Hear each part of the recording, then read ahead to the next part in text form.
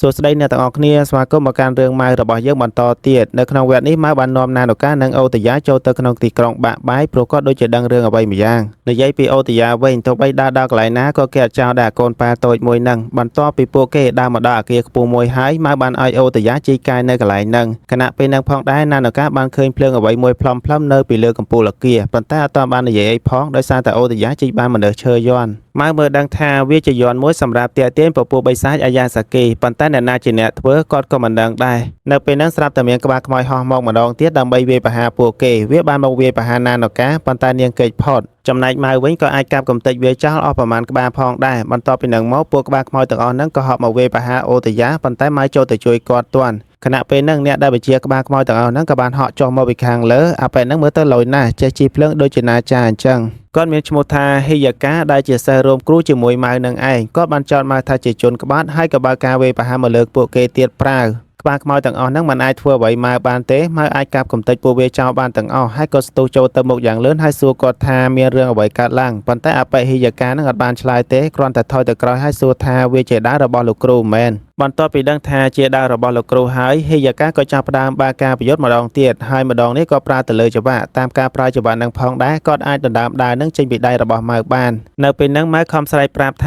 កុំប៉ះដាវមួយនឹងឲ្យសោះប៉ុន្តែហ៊ីយ៉ាកាអត់បានស្ដាប់ទេគាត់បានកាន់ដាវមួយនឹងបន្ទាប់ពីកាន់បានមួយផ្លែតក៏ចាប់ដើមចេញឈាមតាមមាត់ហើយដួលសន្លប់បាត់នៅពេលហ្នឹងម៉ៅពិតជាបារម្ភខ្លាំងណាស់ក៏ខំរត់ទៅមើលប៉ុន្តែក៏គួរឲ្យសោកស្ដាយដែរព្រោះថាហ៊ីយ៉ាកាបានដាច់ខ្យល់ស្លាប់បាត់ទៅហើយងាកទៅមើលអតីតកាលរបស់ពួកគេបន្តិចនៅពេលដែលពួកគេលេងជាមួយគ្នានៅពេលហ្នឹងហ៊ីយ៉ាកាបានហៅម៉ៅឲ្យដើរទៅរកគាត់ពេលហ្នឹងម៉ៅមើលដឹងថានៅពីមុខគាត់ប្រកាសជាមានអន្ទាក់ប៉ុន្តែគាត់នៅតែដើរទៅពេលដើរបានបន្តិចក៏ជន់កន្លែងមួយស្រាប់តែចេញមេអំបៅភ្លើងដែលតាមពិតក៏គ្មានបំណងអីអាក្រក់ទេគ្រាន់តែធ្វើមេអំបៅភ្លើងឲ្យឃើញទៅលយអីអញ្ចឹងណាហើយក៏សួរទៅម៉ៅថាមិនដែរគាត់ធ្វើលយអត់ហើយម៉ៅក៏សរសើរថាងពិតជាធ្វើបានលយណាស់ប្រូតែបន្តិចក្រោយម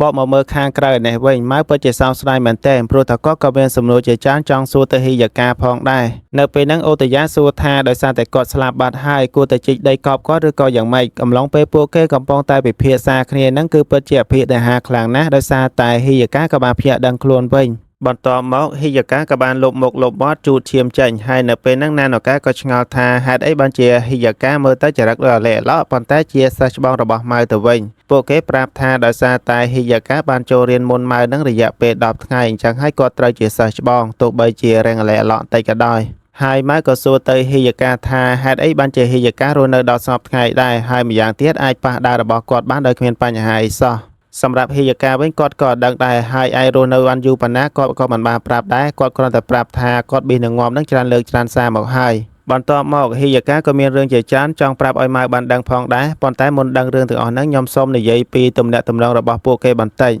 ហ៊ីយ៉ាកាហើយនឹងម៉ៅត្រូវជាសិស្សច្បងសិស្សប្អូនដែលរៀននៅក្នុងសាលាមួយហៅថាហ្គូគូគ្រូរបស់ពួកគេមានឈ្មោះថាហាកាន់សេដែលត្រូវជាម្ចាស់ដាវរបស់ម៉ៅសពថ្ងៃនឹងឯងហើយក៏មានកូនស្រីម្នាក់ផងដែរដែលមានឈ្មោះថាសាណាកូនសិស្សទាំងអស់មិនមែនមានតែ2នាក់នឹងទេពួកគាត់នៅមានកូនសិស្សជាច្រើនអ្នកទៀតហើយម៉ៅនឹងគឺជាកូនសិស្សដែលមិនសូវជាល្បីល្បាញមិនសូវជាខ្លាំងអីហ្មងទេបកមកពេលបច្ចុប្បន្នវិញហ៊ីយ៉ាកានិយាយទៅម៉ៅថាលោកគ្រូបានឲ្យម៉ៅបន្តវេនពីគាត់និងបកគោលដៅគាត់ឲ្យទៅម៉ៅនឹងមិនមែនមានន័យថាលោកគ្រូបានស្រឡាញ់ម៉ៅទេហើយគាត់ក៏សួរទៅម៉ៅថាដែលបានឃើញមុខលោកគ្រូមកខាងទៀតអត់ហើយម៉ៅក៏ប្រាប់ថាអត់ដែលបានឃើញទេដោយសារតែគាត់ពាក់ម៉ាស់ជាប់រហូតចំណែកហ៊ីយ៉ាកាប្រាប់ថាគាត់បានឃើញរួចហើយគាត់បានប្រាប់ទៀតថានៅយប់មួយលោកគ្រូបានហៅសិស្ស4នាក់ទៅកន្លែងមួយហើយក្នុងហ្នឹងក៏មានគាត់ផងដែរនៅកន្លែងហ្នឹងមានជញ្ជាំងចំនួន5បិទជុំវិញហើយពួកគេក៏ដឹងថាអ្នកណាខ្លះមកដែរព្រោះថាជញ្ជាំងបិទជាប់អត់ឲ្យឃើញមុខគ្នាទេនៅពេលដែលជុំគ្នាអស់ហើយលោកគ្រូបានប្រាប់ថាគាត់នឹងដាក់បណ្ដាសាដើម្បីសម្លាប់ម៉ៅចោលហើយអ្នកដែលមកចូលរួមនៅនឹងត្រូវតែប្រគួតគ្នាហើយអ្នកដែលឈ្នះចុងក្រោយម្នាក់ត្រូវតែក្លាយជាអ្នកបន្តវេនពីគាត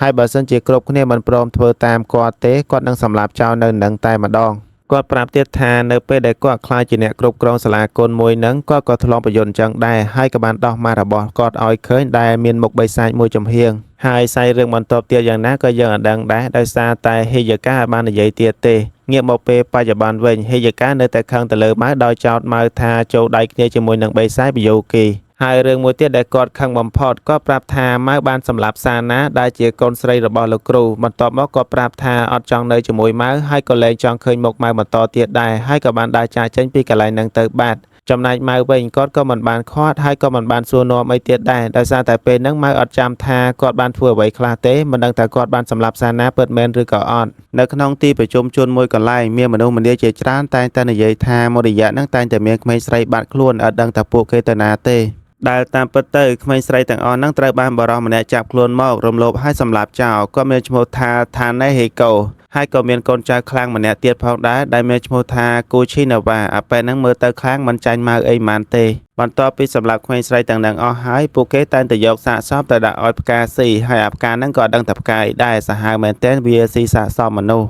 បកមកមើលណានកែនេះវិញឥឡូវហ្នឹងនាងត្រឡប់មកពិភពរបស់នាងវិញដើម្បីជួបអ៊ំយូស៊ូមីនិងលោកតារបស់នាងនៅពេលហ្នឹងនាងក៏បានអញ្ជើញស៊ីរ៉ាហាឲ្យមកផ្ទះរបស់នាងផងដែរព្រោះនាងមានរឿងជាច្រើនដែលចង់ពឹងឲ្យគាត់ជួយសារជ្រាវឲ្យការស្រាវជ្រាវរបស់ពួកគេអត់មានអីទេគ្រាន់តែណានកាចង់ដឹងពីការរស់នៅនិងរបៀបប្រើប្រាស់ថ្នាំការដាក់អំពើមួយចំនួននៅក្នុងសម័យកាលរបស់ម៉ៅសម្រាប់ស៊ីរ៉ាហាគាត់អាចស្រាវជ្រាវឃើញទាំងអស់ប៉ុន្តែដោយសារតែកន្លែងហ្នឹងអត់សូវសំខាន់អីម៉ានទេហើយវារៀងរញ៉េរញ៉ៃទៀតខ្ញុំសូមរំលងចោលត្រឡប់មកមើលខាងម៉ៅរបស់យើងឯនេះវិញនៅពេលហ្នឹងគាត់ក៏នឹកឃើញទៅអតីតកាលរបស់គាត់មួយចំនួនទៀតនៅពេលហ្នឹងឆ្មារបស់សាណាដែលមានឈ្មោះថាម៉ៃហារូបានឡើងទៅលើដើមឈើហើយខណៈពេលហ្នឹងម៉ៅហើយនិងហីយ៉ាកាក៏បានមកដល់បន្ទាប់មកហីយ៉ាកាក៏សុំឡើងជួយយកឆ្មានឹងឲ្យប៉ុន្តែយកឆ្មានឹងអត់បានទេមិនដឹងមិនទេវាដូចជាខឹងហីយ៉ាកាណាខ្វាយហីយ៉ាកាឡើងធ្លាក់ទៅក្រោមបាតខណៈពេលហ្នឹងម៉ៅក៏ជួយឡើងទៅយកម្ដងហើយម៉ៃហារូដូចជាស្រឡាញ់ម៉ៅណាស់គាត់អត់បានខ្វាយទៅលើម៉ៅដូចជាហីយ៉ាកាទេបកមកខាងក្រៅវិញពេលហ្នឹងណានតកាក៏ត្រឡប់មកវិញផងដែរហើយមនុស្សម្នាអ្នកភូមិនៅហ្នឹងក៏ចាប់ផ្ដើមកសាងភូមិរបស់ពួកគេឡើងវិញ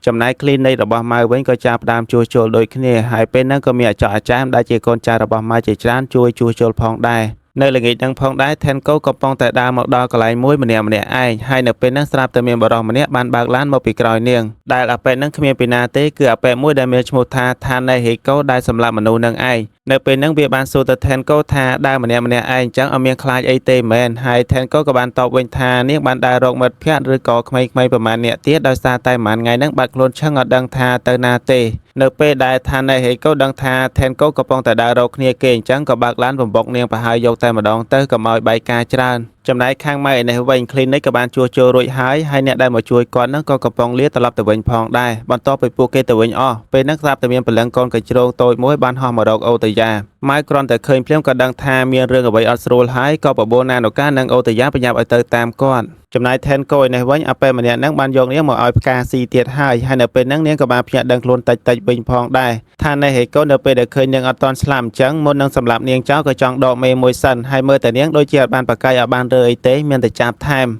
ប៉ុន្តែមិនមែនចាប់អីទេចាប់អាប៉ែនឹងជាប់ឲ្យខំគាត់ជាប់តែម្ដងនៅពេលហ្នឹងមើលទៅថេនកូដូចជាបីសាយអញ្ចឹងតែចង្រៃអីនៅពេលហ្នឹងកូឈីណាវ៉ាក៏បានមកដល់គាត់បានសូត្របល័យលេខកាតហើយប្រើវ័ននឹងចាប់នាងជាប់បន្ទាប់មកថាណេហេកូដែលជាចៅហ្វាយរបស់គាត់ក៏បញ្ជាឲ្យគាត់សម្លាប់នាងចោលភ្លាមតែម្ដងទៅកុំឲ្យទុកយូរហើយអាប៉ែហ្នឹងក៏មានរារែកអីដែរក៏បានប្រើយុទ្ធសាស្ត្របាញ់ទៅវែវចង់សម្លាប់នាងចោលប៉ុន្តែចៃដន្យល្អណាស់ព្រោះថាម៉ៅបានមកដល់ហើយជួយនាងតាន់នៅពេលហ្នឹងពួកគេក៏សម្រាប់ប្រយុទ្ធគ្នាសិនដោយសារតែពួកគេមើលទៅហាក់ដូចជាធ្លាប់ស្គាល់គ្នានៅពេលហ្នឹងណានកាហើយនិងអូតាយ៉ាក៏បានរត់មកដល់ផងដែរហើយអាកូនកញ្ជ្រោងតូចហ្នឹងក៏បានចូលខ្លួនថេនកូវិញទៅនាងត្រឡប់មកដូចជាធម្មតាវិញពេលនេះរឿងដែលតាណេហេកូសម្រាប់ក្មេងស្រីហ្នឹងបានបែកការអស់ហើយគាត់ក៏មានការបារម្ភផងដែរក៏បញ្ជាកូនចៅរបស់គាត់ឲ្យសម្លាប់អ្នកគ្រប់គ្នានៅនឹងចោលទាំងអស់មុនពេលបែកការរឿងទាំងអស់ហ្នឹងទៅដល់អ្នកផ្សេងទៀតហើយនៅពេលហ្នឹងកូឈីនេវ៉ាក៏បានបកកាយអីដែរគាត់ឆ្លើយថាបានមេអង្គុយចាំតែមើលទៅចាំកូនចៅចាត់ការឲ្យមើលប៉ុន្តែនៅពេលហ្នឹងកូឈីនេវ៉ាអត់បានសម្លាប់ទៅពួកគេទេគាត់បានប្រើវត្តរបស់គាត់នឹងសម្លាប់មេរបស់គាត់ចោលបន្ទាប់ពីហ្នឹងមកអ្នកទាំងពីរទើបតែចំណាំគ្នាទេព្រោះពួកគេទាំងពីរនាក់ក៏ជាសិស្សច្បងសិស្សប្អូននឹងគ្នាដែរហើយអាប៉ែហ្នឹងអត់សូវចាំម៉ៅទេប៉ុន្តែគាត់ចាំដើរសាម៉ារ៉ៃរបស់ហាកាន់សេ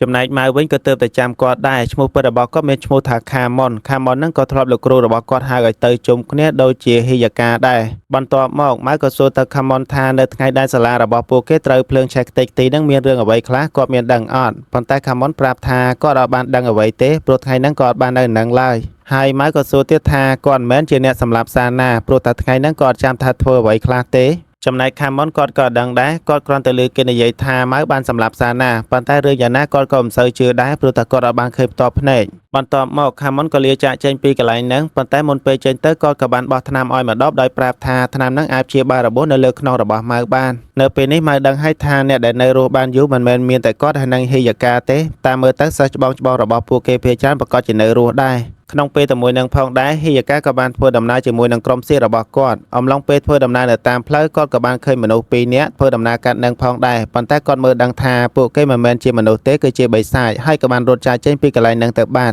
ចំណែកខាងស្រុកភូមិរបស់ម៉ៅនេះវិញពេលហ្នឹងកើតហេតុការណ៍ចម្លែកណាស់ព្រោះមានសត្វតែសត្វកន្ទ្រំរុយហោះពេញនឹងតែម្ដងសម្បីតែក្បែរផ្ទះរបស់ម៉ៅហ្នឹងក៏សត្វតែសត្វកន្ទ្រំរុយផងដែរនៅពេលហ្នឹងគាត់ក៏បានព្យាបាលថែនកូរួចរាល់ហើយនឹងពិតជាឆាបជាខុសពីធម្មតាព្រោះថានាងគឺជាអាយ៉ាសាគីមិនមែនជាមនុស្សទូទៅធម្មតាទេអំឡុងពេលហ្នឹងហេយកាក៏បានមកដល់ផ្ទះរបស់ម៉ៅផងដែរដែលតាមពិតទៅសត្វដែលហៅតាពីតាពីពេញហ្នឹងគឺហេយកាជាអ្នកបញ្ជាឲ្យតាមរកម៉ៅនឹងឯងនិយាយទៅអាប៉ែហ្នឹងប្រកែខាងគ្រប់គ្រងសត្វបន្ទាប់ពីជួបគ្នាហើយហេយកាប្រាប់ម៉ៅថាគាត់បានឃើញស៊ីគីកាមីចំនួន2នាក់មកពីភាគខាងលិចដែលតាមមើលទៅពួកគេបញ្ជូនស៊ីគីកាមីទាំងអស់ហ្នឹងឲ្យមកតាមរកពួកគេនឹងឯងហើយពួកគេមិនមែនមកសម្លាប់តែម៉ៅទេសូម្បីតែគាត់ក៏មានគ្រោះថ្នាក់ដែរអញ្ចឹងហើយទើបគាត់មករកម៉ៅឲ្យជួយគ្នាបន្ទាប់ពីនឹងមកអ្នកទាំង4ក៏បានចាក់ចែងពីកន្លែងហ្នឹងដើម្បីធ្វើដំណើរទៅរកពួកគេតែម្ដងហើយអ្នកដែលបញ្ជាមកសម្រាប់ពួកគេហ្នឹងគ្មានពីណាទេគឺសិស្សច្បងរបស់ពួកគេអីនឹងឯងអំឡុងពេលពួកគេកំពុងតែធ្វើដំណើរនៅតាមផ្លូវពេលហ្នឹងមេអំបៅរបស់ហេយកាប្រាប់ថាមានសត្រូវនៅក្បែរហ្នឹងបន្ទាប់មកស្រាប់តែមានបិសាចកង្កែបជាច្រើនហក់ចេញពីក្នុងទឹកហើយវាយប្រហារមកលើពួកគេ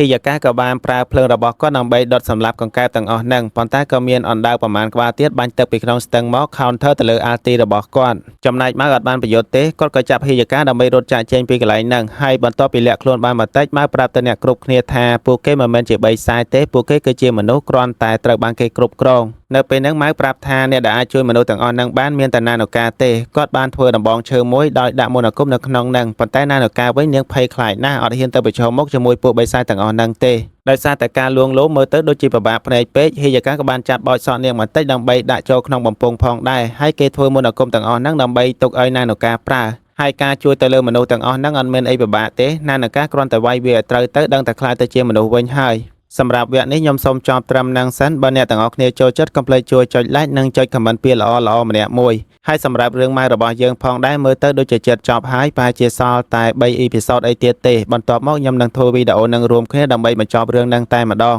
ជួបគ្នាវីដេអូក្រោយបាយបាយ